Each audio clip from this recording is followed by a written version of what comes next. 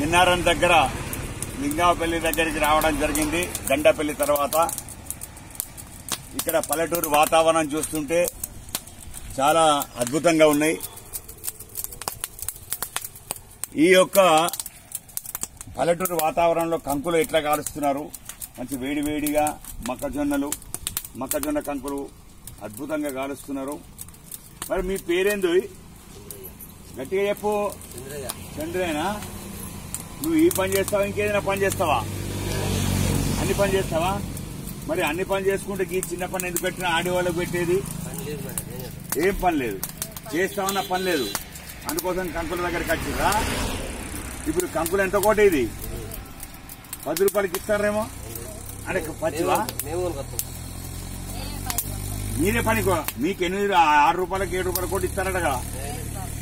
అగో మరి మీ ఇల్లు ఎక్కడున్నది?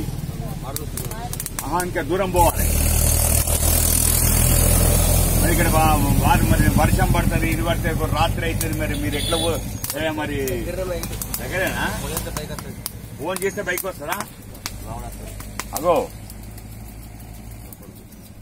మరి ఇవి ఎక్కడి నుంచి కొనుక్కొస్తారు?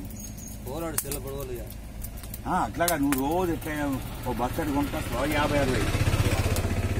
మరి మీకు పడకలు ఎట్లా పడతాయి చెప్పు.